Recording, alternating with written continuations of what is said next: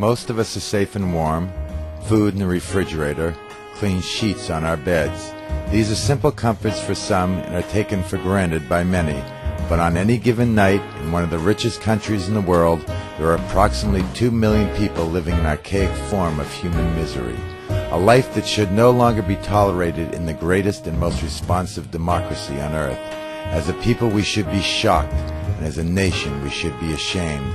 Many of them are handicapped or sick, not only physically, but also mentally and emotionally. Others will become ill from problems like drugs, alcohol, or just the pain of living on the streets. No matter what the causes, addiction or mental illness, personal tragedy, loss of a job, the cure is complex. Each person is an individual story, but they have one thing in common. They are part of a community whose citizens somehow lost or abandoned the American dream. They are the poorest of the poor with nowhere left to go. They are at the bottom of the ladder and can get no lower. No one wants or needs them anymore. They are America's homeless. I'm homeless. I'm harmless. Believe it or not, 7 years sober. I think there's a growing recognition in the state legislature that after the period of deinstitutionalization and sort of in hand with a disinvestment in mental health, that we've created an enormous problem resulting in homelessness. The biggest tragedy, the most terrifying part of this reality, with almost 2 million people on the streets today, is the impact of that reality on our children, on kids. You know, I think if you look hard, you can see it in the eyes of kids, that they know that this means something to them about what it's like, what the adults are like that surround them. And the worst part of that, I think, is not just that they conclude that the adults are heartless. I think that they conclude that the adults are incompetent. And maybe they conclude that they belong to an incompetent species. What is this? When are we going to start addressing these things? You know, I mean, really addressing these things. That's how it is around, just trying to stay alive. So when you ask anybody, the typical American, well, why do people become homeless? They'll mention substance abuse, they'll mention faulty check writing habits, they'll mention mental illness, they'll mention alcoholism. But we believe that the fundamental causes of homelessness in this country, the lack of affordable housing, the lack of universal health care, the lack of a living wage.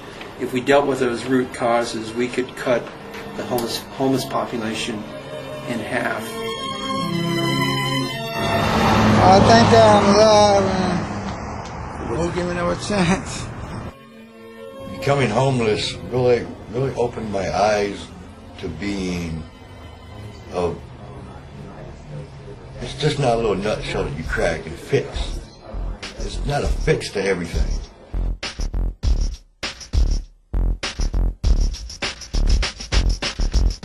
Of course, it's never, I'm not going to ever allow myself to be in this position, but it's kind of bad. This is no joke. Yeah. When the housing program was decimated and replaced by 30-day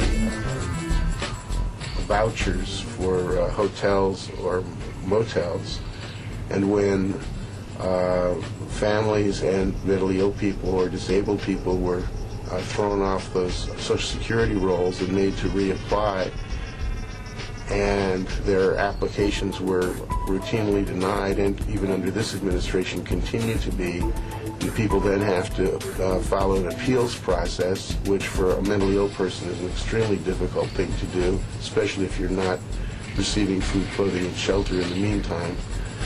All of that contributes to continuing homelessness.